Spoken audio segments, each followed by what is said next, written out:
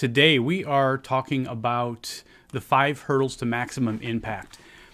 And this is a coaching and a leadership program that I've been working on for a little while now. So you guys are my guinea pigs, my trial run, so I hope you'll like it.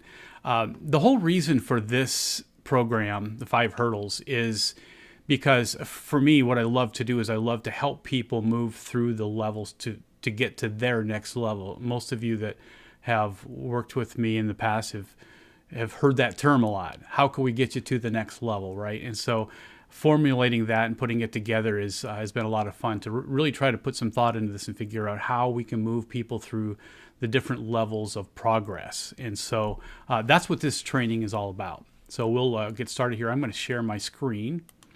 So this is the 5 hurdles to maximum impact. The whole idea behind this is to challenge you guys to think about the hurdles that you come up against. It's easy to come up against hurdles. It's not so easy to get over them. The 6 stages to development. So if you can see the stages all the way up from dependence all the way up to maximum impact. On your journey from birth to death, you are likely going to go through many of these stages. Hopefully you'll go through all of them. That would be great. But the reality is that most people don't get to maximum impact. Most people get stalled along the way somewhere here. These are the 6 stages of development. We're going to go through the 6 stages first, and then once you get an idea what those are, then we'll talk about the 5 hurdles. These stages can begin with every new phase as well. So they're not only a journey through life, but they also start over again. Every time you get a new job or start a new career, or maybe you start a new family, anytime you engage in something brand new to you that takes some kind of a learning and development curve. So there's a lot of these things going on. You can also be going through a couple of these at the same time. For instance, I'm in a different place, a different stage in my Papa Murphy's career than I am in my coaching career. I've been doing one longer than the other, and so I'm in a different stage. So, but I'm still working to move towards that next stage. I'm sure many of you can probably look back over your careers and see. Once you go through this, you'll be able to reflect back and see maybe where you are, what stages you were at in different jobs that you were at, or maybe even along the same job that you're in now as well. So hopefully this will be enlightening to you. The intention is to help you see a big picture on, maybe kind of draw you out and help you see a big picture on where you're at and where you're going. Instead of really just trying to navigate through the jungle with your head in the clouds a little bit. We want to try to make this clear so you can be intentional and see how you can move through these stages. Now, one misconception with these stages is that you just automatically move through these stages with time. And that's just not true. Each individual stage takes time to grow into and through. And so that's really important to know. Think of each stage as a time period where you're developing habits and you're gathering experiences and you're learning things that take time. You know, in the dependent stage here, you know, this is where small children are. It just takes time to grow up. It takes time to learn how not to be dependent on other people. And then maybe in your job too, you might be, in the independent stage, and it takes time to move into the interdependent stage. You don't just do it overnight. There's some things that have to happen, and so it's important to know that it does take time for each one of these stages. And sometimes we get stuck on a stage for a season, and then without vision, we can get stuck forever. And of course, in the restaurant industry and basically any industry, we've probably noticed a person or two here and there that are kind of stuck in one stage and they can't get out of it. Without vision, we get stuck forever. And so that's the whole reason for this presentation and for this coaching model, is to really help people get unstuck and help them move on and help them get past their struggles. So let's take a look at the first stage, which is the dependent stage. And this is the you do it stage. So imagine a little child. You know, you want to get them to do it, and they say, no, you do it. And so this is all about someone else doing it for you. And that's why it's the dependent stage. So this is where you're unable to solve your own problems or make your own decisions. You just really are dependent on somebody else. The dependent stage is really when you're 100% dependent on someone else. And so what that means is that someone else has to be in charge of you, has to be responsible for everything you do. And so that's not always easy for the other people. Anybody that's been a parent knows that, right? So the upside to the dependent stage is that there's only one way to go from there, and that is up, right? You can only, get better. You can't become more dependent usually. So the downside would be that if you don't, then you'll always be dependent on others to meet your needs, and that's not a good place to be. And so, when sustained, it leads to a helpless life of defeat and submission to your circumstances. So that's what dependence is. Dependence is when you're dependent or helpless, and because you're maybe just a victim of your circumstances, you can't do anything about it. And so it's not a great place to be. Whether it's your first week on the job and you're dependent, everybody's had that experience, right? Where you're dependent, you don't even know what to do, and you feel dumb and you feel awkward, and everyone else has to help you out.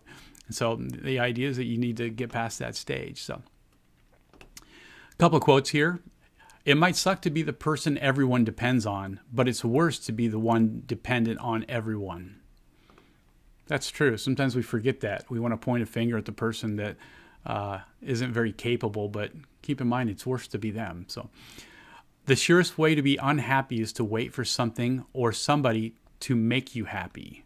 Marty Rubin says that, and that's true. If we're really dependent on somebody else to make us happy, or to help us grow, or to get to our next place, it's not a good combination. We really need to take that on ourselves. So, all right, let's look at the independent stage. This is the I do it stage, and you've probably seen a 2 or 3 year old say that too, right? You go to do something for them, and they say, I do it. Because they've entered this stage as a small child, and of course, once they're 5 or 6, they'll probably enter into the whole stage once again. It's kind of a recycles a bit, but you can make your own decisions and take care of your own basic needs. That's what the independent stage is. This is, imagine that 19-year-old kid that moves out and goes to college for the first time, right? This is the independent stage, or at least it should be. This is that time where, mama's not going to do your laundry anymore, and you've got to be independent. You can't be dependent on mama to cook your meals for you and do all the things for you. This is where you have to learn how to use a checkbook, right? So it's that stage in life where you got to pay your own bills. You got to be responsible for yourself. So the upside is that you're no longer dependent on others. And they're freed from that burden. So that's a good thing. There's a lot of parents that are really kind of happy to see their kids go off and grow up and not be a burden to them anymore. And some parents hate that. Some parents love that. They want to keep them in their home forever, right? And the downside is that if you don't progress, you'll always desire to be operating on your own terms, right? That's the one downside of the independent stage. It's great to be independent and not to be dependent on somebody else, but sometimes if you keep going, you'll be operating on your own terms, and that's not a great place to stay as well. Freedom left undirected and unsupported leads to sustained bondage. So what that means is too much freedom leads to bondage, right? If you have the freedom to do anything you want to just go take things that you want and do things and say things, whatever, you might end up in jail, right? If you're too into your freedoms to indulge, right? And so that's the independent stage. And to be honest, most people as adults are in the independent stage. Some will move past, but there's a good chunk of people that don't make it past the independent stage. So we'll keep going. Jim Rohn says, if you don't design your own life plan, chances are you'll fall into someone else's plan. And guess what? They have planned for you. Not much. That's true. So if you don't design your own life plan, just by default, you will fall into somebody else's plan. That's just kind of how life works. And so the whole idea between this two is really to help people become independent, where they're not dependent on somebody else making their plan for them, whether it be in real life or the job place, either one. So let's take a look at the interdependent stage. This is the we do it stage. This is where we we seek a win-win relationship through pursuing a common purpose. So it's we do it together. This is when you realize that, maybe I can get more further in my life if I join my powers, my superpowers with somebody else, and we work together. That's this stage. So the upside is that consolidated efforts yields a greater return, and we can do more together. That's the upside to the interdependent stage. It's when people work as a team and they work together, and they're not competitive with each other if they're peers on the same level, but they're on the other side, they're actually supporting each other, and they're helping each other grow. And as iron sharpens iron, so one man sharpens another. That's a great proverb. And the downside then would be if strong leadership is absent, the individuals will revert to the independent stage. And here's what that means. So I've seen in the past on a number of occasions, whether it be stores or restaurants or other businesses that are operating pretty well at an interdependent stage where people are working together and they got things going and things are going as they should be. And then maybe the manager moves on or moves to another store or whatever. And then another manager comes in and replaces them. And then all of a sudden over time, because that new manager doesn't have the same kind of leadership as the last manager, this group of interdependent people will start to fall away and fall back to an independent stage. So their team mentality starts to fade away, and they start to become individuals again, kind of worrying about their own needs a little bit more than the team. And it can go the other way as well, of course. You can have a team that's a little bit disjointed, and you bring the right leader in place, and all of a sudden everybody really moves towards interdependence and comes together. So, but with this interdependent stage, the leadership is really important. This is a really important element to this. And the more you learn about this, the more you'll see that the leadership really, really matters. So the law of synergy says that coordinated efforts multiplies results. And this is the stage where we're gaining trust with people, but we're not quite over the hump just yet. You can be a little comfortable in the interdependent stage, and it can feel just fine. But the problem is if you stay comfortable, you'll stop carrying your load, and the people around you might not appreciate that. So you got to stay hungry and keep serving the people around you and the people of your team. Stay active with that. So that's the interdependent stage. So Adam Grant says, givers reject the notion that interdependence is weak. Givers are more likely to see interdependence as a source of strength, a way to harness the skills of multiple people for a greater good. I think that's a great way to put it, the greater good. You're really kind of sacrificing yourself for the greater good, and it all comes back because when you've got other people's backs, they have your back too. And there's nothing greater than to be part of a team where you just know everybody has your back. So that's what we're really, really working for. Now, the next stage, this is the fourth stage. This is when we're starting to really develop a little bit. There's not as many people that get to the mastery stage, but it's a great stage to get to. So the mastery stage is the we do it well stage. So not only do we do it together, but we do it well. So we're mastering it. We're doing something better than most. We're setting ourselves apart. We're doing an excellent job at that. And so we're kind of gaining headway. The mastery stage is where you start to see people or organizations or teams start to separate themselves from the pack a little bit. So the upside is that they're becoming exceptional at a specific skill. Can set you apart from the pack. The downside is that if you don't use that skill to get results, it will not be noticed. So, for instance, imagine you're just honing your skills in a certain area. Maybe it's some sport, maybe it's golf or tennis, but you always work out by yourself and you're great, but you never enter the game. You never get after it. You never do it. What if maybe you are really good at public speaking and you love to do it, but you just never pull the trigger and never get out there and do it?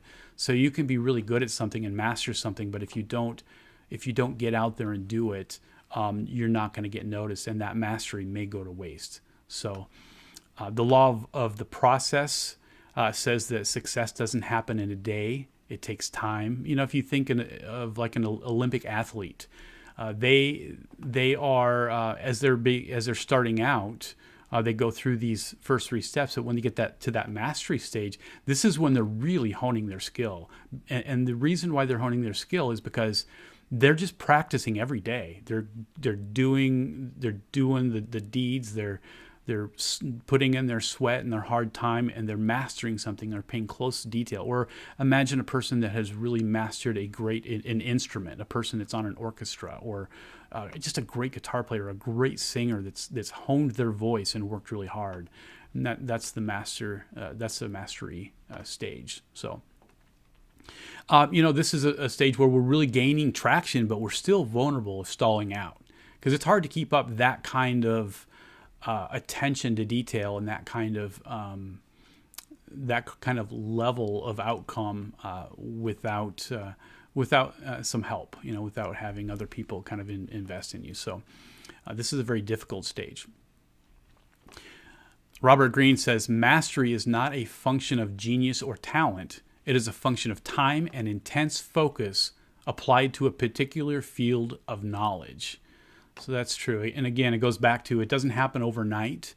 And that's why people that have done something for a long time and seen everything and honed and done it over and over and over and developed great habits and fallen down and gotten back up and learned from those mistakes, that's why those people can enter into the mastery stage. So it's a really important time of development.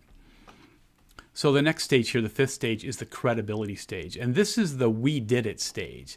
This is where we've got the trophy in our hand. We've won something or two. We've kind of reached the top of the mountain in some way. Maybe you are at the top of your organization in something, or you've just gained a reputation of being excellent. And so people look at you as that standard. This is the credibility stage. And so this is proven competence in your area of expertise, and it leads to trustworthiness and opportunities. That's really important. Trustworthiness and opportunities are probably the two biggest words here, because you trust people that can get results, right? You trust people that have been there and done that and done it for a sustained time. That's who you trust. And then with opportunities, when people are giving out opportunities, that's who they're looking for. They're looking for the people with the credibility, the bigger names, the ones that have a great brand. It's like their name is a brand and it says something, a statement about who you are. So the upside is that people think well of you and they want to join your cause. The downside to the credibility stage is that you're just one mistake away from potentially losing it. And that's not to be an alarmist. It's just that credibility is something that takes a long time to build up. It takes a long time and a lot of effort and a lot of just making good, solid decisions and being good in your character. And it can come crumbling down if you make the mistake. If you make mistakes and you just really don't guard yourself well, you can harm yourself. You've seen a lot of celebrities, a lot of athletes go down quickly. Maybe in the athletic world, it's steroids. You get busted with steroids and you get suspended, or you get kicked out of the Hall of Fame, or whatever it might be. Or geez, there's all kinds of things in Hollywood that happens, or in politics. You see politicians get taken down a lot. And so the downside to credibility is that you can lose it if you're not careful. So, and if you're a John Maxwell fan and you've studied the irrefutable laws of leadership, you'll recognize the law of solid ground and the law of magnetism. So credibility is when people are attracted to you. We've talked about that a lot as one of the main keys to staffing your store, is that you've got to be a magnet, right? You've got to be the kind of person that people want to come work for, and that's a person of credibility. All right. Credibility is a leader's currency. With it, he or she is solvent. Without it, he or she is bankrupt. And that's John Maxwell says that. And that's true. It's like a form of currency. In fact, if you really have great credibility and you've made a name for yourself, and it's because you've moved past the mastery stage, so you've mastered some things, you've become really credible, and you lose all your money, you can get it back. You just go do what you do, because that's worth more than the money that you might have at the time. To a person with high credibility, they don't have a hard time rebuilding. They just rebuild doing the same thing, but it comes much quicker the next time around. Money comes and goes, but credibility stays for a long time, or at least until you've lost it for something. But Stephen R. Covey says, results matter. They matter to your credibility. Results really do matter for your credibility. It's hard to have good credibility if you don't have good results. Effort doesn't cut it. So, okay, the maximum impact stage. This is the last stage, and this is the let's do lots more stage. This is where we're ready to really take off and launch and to really impact the world. Think about Sam Walton. Sam Walton for 25 years owned one store. He had one store, and he worked his butt off to develop this store for several years. And then at some point after 25 years, he was successful enough to open up a second store, and then a third store, and then a fourth store. And this is where he was at maximum impact. And then all of a sudden, things start changing, and he's opening up stores all over the world because he reached that launching pad. And so the maximum impact stage is that launching pad. It's where everything takes off. The upside is that you and your team can change the world on a larger scale. And the downside is that continued progress demands greater oversight. So when you build a kingdom, if you're going to go from one store to 5,000 stores, or however many Walmarts there are, you really have to be on your game, and you have to continue to keep developing better leadership systems, because you've got to have that oversight. So it doesn't get easier because it gets bigger. It gets more difficult as it gets bigger. So that's the downside, is you got to keep up with it. You got to keep going. So some people underestimate that part of it. They think once I get big, I can sit back and coast. And that's not true. The bigger you get, the more difficult your job is. So the law of explosive growth. Perseverance compounded over time multiplies and takes flight. That's a John Maxwell law as well. So maximum impact. So those are the stages. And now that you have an idea what these stages are, now I want to make a transition to start talking more about hurdles. All right. So there are internal hurdles that we all face along the way throughout our journey. And I want to make a point. This is really important, so you got to get this. We're focusing on internal hurdles. We're not talking about external circumstances created by other people or your environment. So I don't know how many times over the years I've heard this, and you guys have heard the same thing too, but so many people believe that they're being held back by other people, that if the circumstances were just a little bit different, well, then I could move forward. Or if this person wouldn't have done this, then I wouldn't have been held back. Or so we tend to have this natural kind of selfish idea that our limitations are always because of someone else. Someone else is holding us back. They're not getting an opportunity, or no one will give me a chance, or whatever it is. But the truth is that the hurdles that really are significant and really hold us back are not the ones that are out there. It's the ones that are in here. It's the ones that are in our thoughts. It's the limited thought processes that we have in our mind. It's the ideas that have been planted in our mind by other people that just aren't true, or not accurate, or maybe exaggerated a bit. But what happens inside of our mind is by far the biggest hurdles or roadblocks that we'll ever face in our lives and in our careers. So it's really important to know that as we go forward here. So we are our own worst enemies for sure. So healthy thoughts lead to healthy actions, and unhealthy thoughts lead to unhealthy actions. And so these internal hurdles are exactly what we're going to talk about for the rest of these 5 hurdles here that we're going to talk about are all internal. It all happens in your mind. So at the entry point of each stage, there's an internal hurdle that one must get past to enter the next stage. So what that means is if you're in the dependent stage, there's a hurdle you need to get past in order to get to the independent stage. And it's a hurdle inside of your mind. It's not simply somebody else giving you an opportunity. So the 5 hurdles we're going to talk about here are the 100% responsibility hurdle, the 100% surrendered hurdle, the 100% commitment hurdle, the 100% accountability hurdle, and the 100% empowerment hurdle. So we'll go into more detail with each one of these, but just so you know what they are here. So sometimes a hurdle can feel more like a brick wall or a barrier, until something or someone changes your perspective. So if you look at the illustration on the left, a brick wall, it's pretty hard to get over that hurdle there with a brick wall right in front of it. But the truth is that there is a difference between a barrier and a hurdle. And what if we could turn those barriers in your mind into hurdles instead of barriers? Now, hurdles are not put in place to hold people back. Hurdles are put in place to get past, right? That's the whole reason that they put them on a track, not so that everybody will just come to a screeching halt when they get to the first hurdle and try to go around without being, disqualified. No, they're there to get past, because when you get over a hurdle, you're a little better, you're a little stronger on that next leg.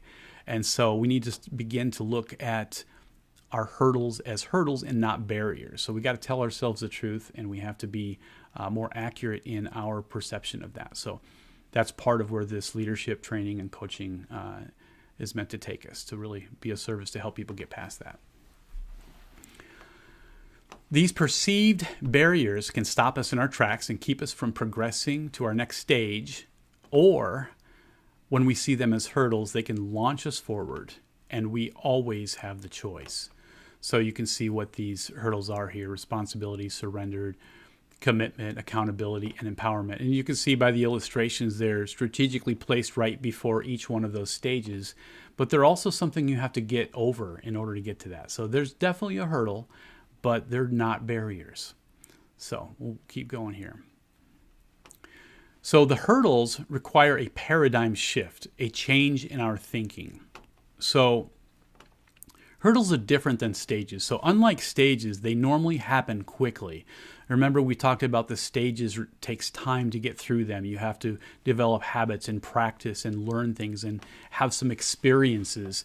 Well, these paradigm shifts, these hurdles, these are paradigm shifts. These are things that can happen very quickly. And I know that sounds a little strange maybe, but we'll dig into that a little bit more. You'll understand in a minute here. So let's look at a definition for a paradigm shift. A paradigm shift arises when a dominant idea under which assumed normal conditions operate is rendered incompatible with a new discovery, leading to a brand new theory or paradigm that needs to be accounted for. Okay? So it's a whole brand new idea that is presented to you that you have to do something with, right? Because before that new idea came along, you were stuck in an old idea, and you just thought that old idea was true. So let's just use the flat Earth paradigm, and hopefully we don't have any flat earthers on the call here. But the flat Earth paradigm was one. At one point, everybody thought that the Earth was flat, and they didn't have any reason not to. And then some people kind of took some trips and taught the rest of the world that, hey, the world is not flat. It's a round Earth, and everything changed. It opened up travel. It opened up the whole idea of discovery and going out and finding the rest of the world. Once they realized that the Earth was round and that most of it hadn't even been discovered yet, that was an exciting time, and it really just changed everything. Well, I think we can have the same type of paradigms in our lives as well. When we learn that something's not limited like we thought it was, and there's a whole brand new world out there that we can explore and discover once we learn the facts or open up our minds to brand new discoveries. So that's a paradigm. If we think about it, all great discoveries and paradigm shifts are always stimulated by an external event. So Roberto Esposito says that. Sheryl Sandberg says, we cannot change what we are not aware of. And once we are aware, we cannot help but to change. Right? Anybody experience something like that? If a train is coming at you and you don't even know it's there, there's nothing you can do about it. But when you become aware that a train's coming at you, you can't do anything but to get out of the way, right? You move. It's going to cause you to move. So when you have a paradigm shift that changes your thinking, your mind will change and your actions will change with it, right? So that's the key. There are a handful of moments in your life that can change your trajectory forever. And there's a really good book that I read several years ago. I've read it a few times. And it's called Seizing Your Divine Moment. It's by Erwin Raphael McManus. Seizing Your Divine Moment. And in that, so I'll just read to you some of his quotes. It says, one of the Greek words from which we get the English word moment is atomos. You can easily see that the words atom and atomic come from atomos.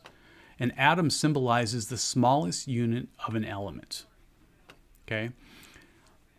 The image of an atom reminds us of how easily it could be to miss a moment or even underestimate it. You know, an atom is the smallest little piece of matter, but yet it's so powerful. You think of an atom bomb exploding, and so much can happen with that just from one little small molecule. Well, it's the same way with a moment. One moment can change everything in your life. In fact, I'll bet if you could think back on your life, maybe to 5 moments that changed your life, I'll bet you could come up with some of those. We're not going to do that necessarily, but just think through that a little bit. There are just moments that just change your whole life.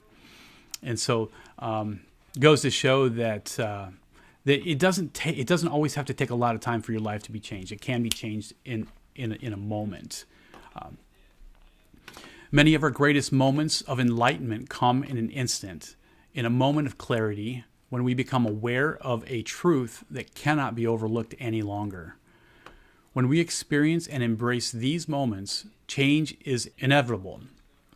When we blindly miss them, opportunity escapes us and we are none the wiser.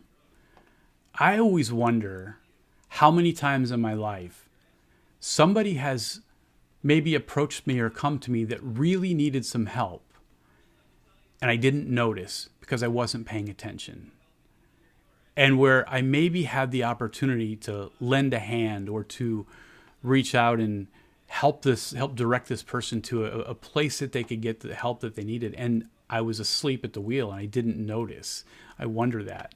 And I think it's important to understand that, because we all have opportunities that come and go for our own benefit, things that can help us grow that we pass on, opportunities that somebody offers you. Hey, how would you like to come to our group and do a book study or do this? And who knows, maybe that's the one thing that ignites you and starts you on a whole new journey of growth and adventure that you miss out on because, for whatever reason, you had a TV show to watch or you're feeling a little tired or whatever. So I have a feeling that we all miss a lot of opportunities on a regular basis in that way. So, all right. So I want to start talking about the hurdles because these are fun to talk about. So as we move from the dependent stage to the independent stage, we have to get past the 100% responsibility hurdle. Now think about the word responsibility. Think of it like 2 words, responsibility, the ability to respond. And when you don't have the ability to respond, you are dependent. You just go along with the flow, whatever else external factors is directing your course. But when you're able to respond and take on your own course, you can. That's when you can be 100% responsible for your own life. And it's really important that we take that kind of that mantra on our own, that I am 100% responsible for my life. This is a really important stage. And I'll tell you, sometimes people can enter this stage at a fairly early age. I've seen kids that are 16, 17 years old that have made this step and they've decided they're going to take 100% responsibility for their life. And they go on this responsibility journey and they start that and they become independent at that early of an age. But I've also seen where people really don't ever finish this stage. They may realize they need to be responsible, but they're working on it and they might end up being 40 or 50 or 60 years old, and they've never really taken responsibility. There's a number of people in our world that They die at an old age and never take responsibility for their life. Everything is, somebody else's fault, or they're being directed by some other people, or whatever it is. So the 100% responsibility hurdle, this is where I can solve my own problems. I will not expect others to meet my personal needs. Anything I achieve going forward is entirely up to me and no one else. That's a tough thing, and there's a lot of people that can't say that, right? Or dare not say that, because that puts them on the spot. They have to do more then, right? I'm not a victim of my circumstances. I am fully responsible for my past decisions that led me to where I'm at. Boy, I had to tackle that when I was 23 years old. I blamed my family on everything. I blamed my dad on everything. I had to get to the point where I had to say, you know what? Where I'm at now is not somebody else's fault. This is not my family's fault. This is my fault. I'm responsible for where I'm at. So I have no one to blame but myself. I will not avoid my responsibilities at the expense of others, right? That's a very responsible thought. And I'm not entitled. No one owes me anything. These are really important principles that go right along with the responsibility hurdles. So, unfortunately, somewhere around 80% never really get past this hurdle. Or maybe if they do get hurdled, they do get to the next stage. They don't get beyond that. And that's a tough thing. But fortunately, we can help people get past that, and that's why we're here. That's part of why we even have this company, is to really help people get unstuck and get past that. Jack Canfield, he says, if you want to create the life of your dreams, then you're going to have to take 100% responsibility for your life as well. That means giving up all of your excuses, all of your victim stories, all the reasons you can't and why you haven't up until now, and all your blaming of outside circumstances. You have to give them all up forever. That's a pretty powerful statement, isn't it?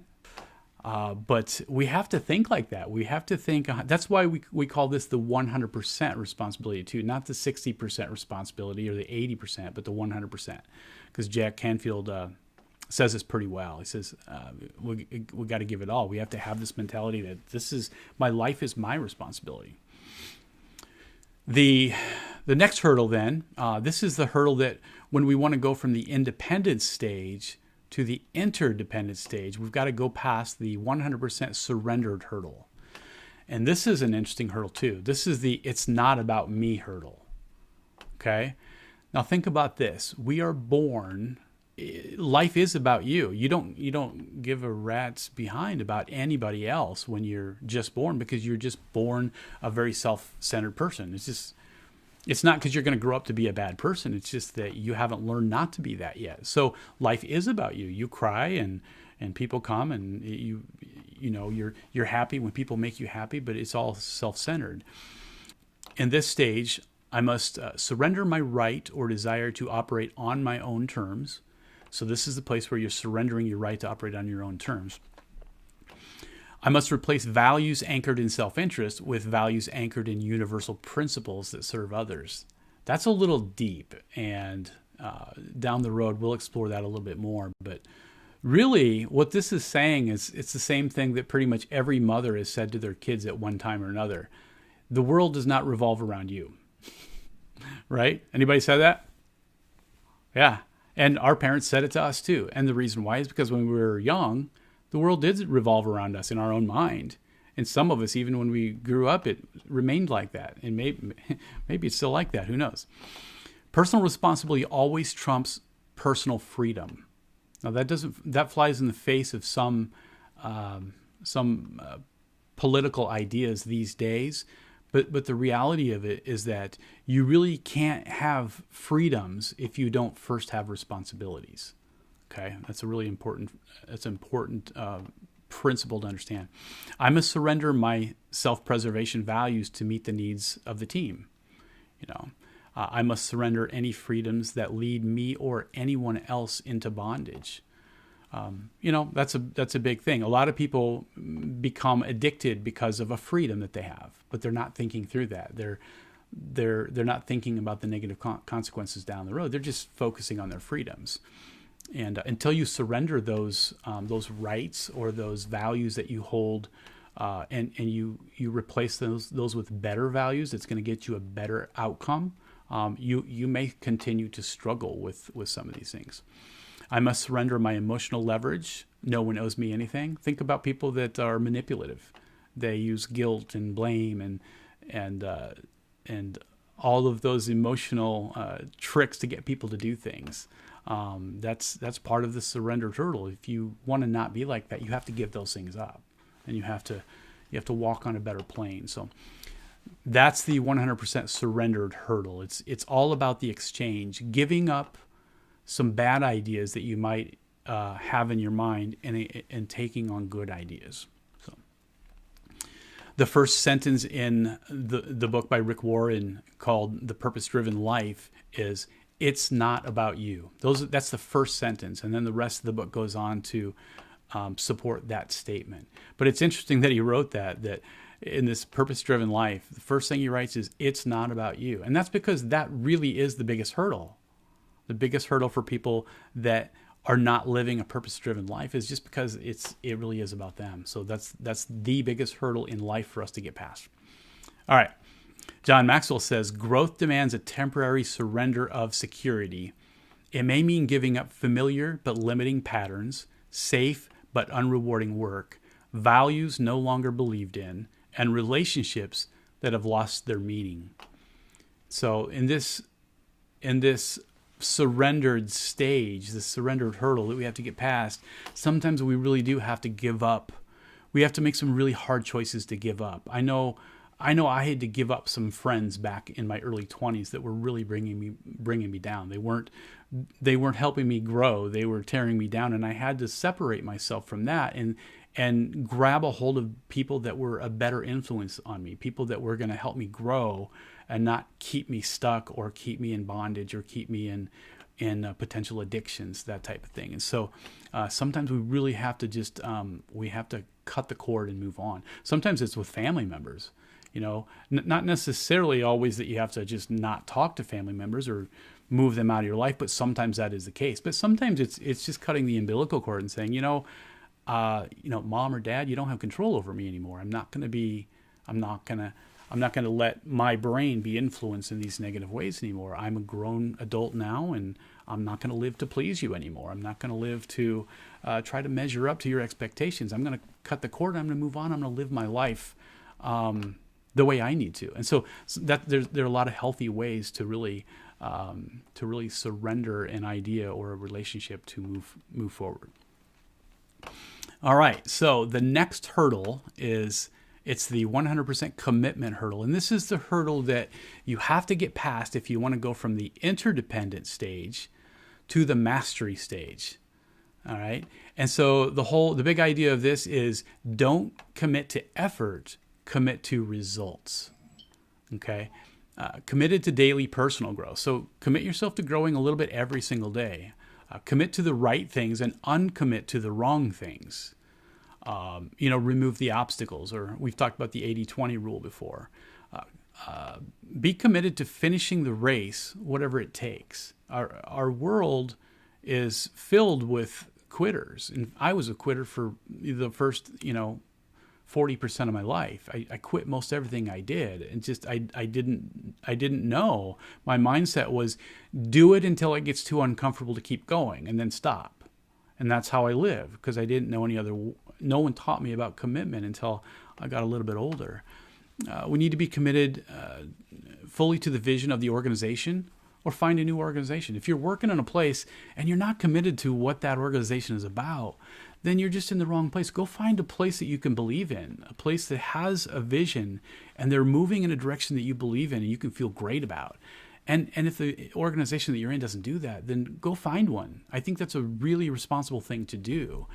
And so sometimes making a commitment means to actually uncommit to something, right? You uncommit to the wrong thing so you can commit to the right thing. Your allegiance to an organization needs to precede your allegiance to the individuals. Alignment is anchored at the top, then filters down. That's tough for some people to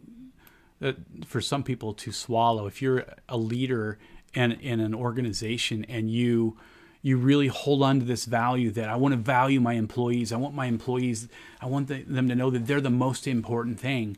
But then you have a tough decision to make that's between the organization and the employees. I'm not just saying this because I'm at the top of the organization in mind, but you have to support the organization. If you don't, then the organization will crumble and everybody loses. So it's really important that we know that. You've got to secure the trunk before you take care of the leaves, right? Okay. We need to commit to protecting our brand, above all else. We all have, most of us have a brand that we're put in place to help develop or help to sell or help to protect, and it's really important that we protect that brand. If you're in the pizza restaurant like us, Papa Murphy's is a brand that we need to protect. We need to be proud of it. We need to help Papa Murphy's and be on the side of the corporate, so that we can uphold the trunk so that the branches can be solid. So, all right. Ken Blanchard says, there's a difference between interest and commitment. When you're interested in something, you do it only when it's convenient. When you're committed to something, you accept no excuses, only results. Right? You're interested in something, you do it when it's convenient. When you're committed to something, you accept no excuses, only results. Peter Drucker says, unless commitment is made, there are only promises and hopes, but no plans. Right? So think about our world. How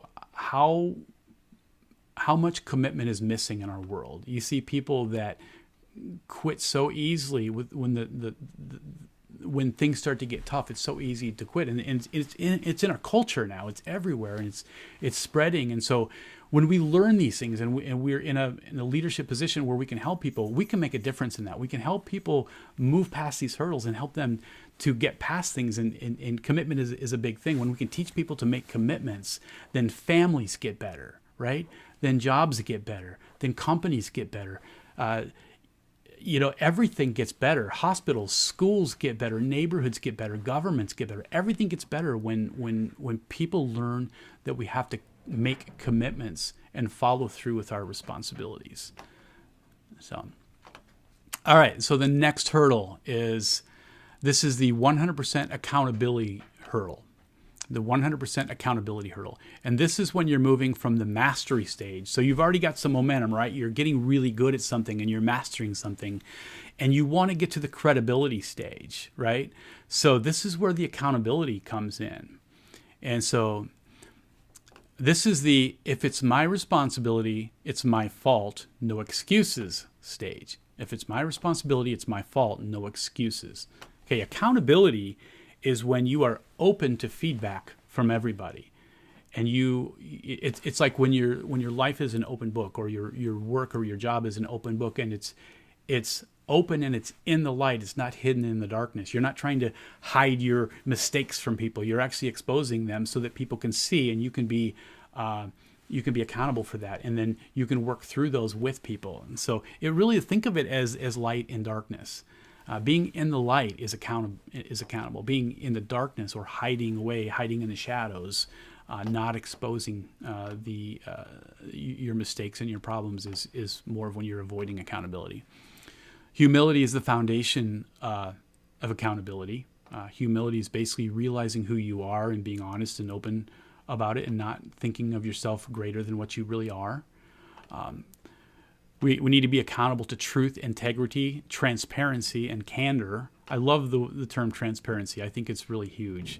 And candor is important too. Candor basically means, hey, let's say the truth. Let's not dilly-dally around it. Let's just say the truth. Say the truth in love, but let's talk about this. Let's not be passive and passive-aggressive and put these things and bury these ideas and hide our feelings and swallow this. Let's talk about it, and let's be real. That's where accountability comes in. Accountability for your mistakes and your shortcomings. Accountability to the vision of the organization. It's important. If we're all going to work in the same direction, we all need to be accountable to each other, right? Accountable for the reputation of the brand or organization. Okay. Accountable to the rest of the team. That's important too. We can't just be, Lone Rangers going off doing our own thing. We've got another team that we got to support. And when we go off and do our own thing, or we do things that are damaging, other people suffer. When we don't show up for work one day, everybody else has to suffer. Somebody else has to step up and do that, or spoil their plans for the person that's not being accountable. So it is really a team thing, and we really need to consider that accountability is what protects the people around us as well. So accountability for individual results as well as the results of the team. So if you're in a leadership position, you've got to be accountable for the rest of the team. Not just, if you're a leader and one of your people makes a mistake, you can't just point your finger and say, well, they're the ones that did that. Yeah, but you've got to hold them accountable for it. You've got to hold them accountable, and you've got to do what you need to do to hold them accountable before they make the mistake, so that we can, try to help avoid some of those. So accountability is really, really important. And once you have accountability and you're transparent and you've proven yourself, and people look at you and they don't have anything bad to say about you because you don't have any skeletons in the closet, and you're clean and you're pure to the point where you, or at least the mistakes that you've made in the past, you've made up for those, and you've taken responsibility for them, you've owned up for them, and then you can be accountable again. And when you've done that, that plays a big part in credibility. People that are credible are always people that are accountable. And it's really hard for people that aren't accountable to be looked at as with any credibility, because you can't trust them so much. So, all right. Accountability is the glue that ties commitment to the result. And Bob Proctor said that. So, so the last hurdle here is the 100% empowerment hurdle. Okay, and this is when we're going from the credibility stage to the maximum impact stage. This is the 100% empowerment hurdle. And most people don't ever make it to the point where they're truly empowered, where they're really developed to the point where they are locked and loaded and just ready to boom out and be their best person. Most people never get there. But this is the stage where you must first be empowered before you can empower others. So we're not just talking about empower other people. We're talking about the first stage to empowerment is you have to be empowered. You have to have done the work to get to where you're at. Somebody else has to have given you the opportunity. You have to have your armor on and be skilled and have your sword and ready to go, where you have all of the internal and external tools you need to be great. You have to have that before you can teach other people to be that, right? Ever seen somebody that doesn't have a skill trying to tell somebody else how to do something but they've never done it before? It doesn't work, because if you're not empowered, you're not going to be able to empower other people. Empowerment multiplies your leadership, multiplying your results. So if you really want to get maximum impact, you've got to be able to multiply yourself. There's no way I can have 8 restaurants if I wasn't able to multiply myself to a certain degree and get other people that can run restaurants at a great level. If I wasn't able to do that, I would have had to have stopped at 1 or 2 or whatever I could handle. And most people can't handle more than 1 or 2 restaurants anyway, even if they're really good. Empowering others helps them develop into their giftedness. So the other part of empowerment is really feeding into other people, helping other people develop into their giftedness. And that takes a talent. And there's a lot of training that goes in for people to really be good at that and learn how to empower other people. But again, you have to have gone through all of those other stages to get to this point if you're really going to be a person that's good at empowering. Empowerment energizes and motivates us towards intentionality. I get pretty jazzed when I get to motivate, or when I get to empower people and help people get to their best stage. I lose sleep sometimes because I think about it, and because I think about this stuff all the time, People can always do more than they think they can, and a leader draws it out. A good leader will always know that about their people, that their people, they can do more than what they think they can. So a great leader will help people to believe that. Help them believe in themselves, to see the truth about themselves maybe that they can't see, to illuminate some blind spots that we have, because we all have blind spots about ourselves, things that skills that we have and abilities that we have, things that maybe we've done before and people have noticed, but we have doubts and we don't think we can do it. And a great leader can help to bring that out in us and help empower us and give us those, superpowers to develop and then eventually develop other people. People who feel empowered will run through walls for their leader. And that is true. It goes back to that law of magnetism. When you're a great leader and you attract other people and you are the kind of person that people want to work for, they will just work really, really hard to do that. And that's the beauty of leadership. That's the beauty of our industries, is that when we can bring people together and work hard and help each other and have each other's backs and empower each other, man, it's a great thing. The hard work doesn't seem so bad. It's when you don't have this stuff and everybody's working for selfish reasons that it's really, really horrible. In fact, you can be kind of lazy and not do much work and be in an environment like that, and it sucks. Because it's not really about the work. It's about the relationships. It's about what we're achieving or not achieving. So, all right. Leaders become great not because of their power, but because of their ability to empower others. Another John Maxwell quote. One of the greatest things you can do to help others is not just to share and give what you have, but to help them discover what they have within themselves to help themselves. And again, that's part of that empowerment. When you can help other people help themselves, that's true leadership and that's true empowerment. And that's helping other people move closer to their maximum impact as well. So I think this might be the last quote, but true leaders don't create followers. They create more leaders. All right. That's good. So that is the 5 hurdles. Okay. And so I want to open it up now. I want to hear what you guys have. If you have any questions or thoughts or observations about those.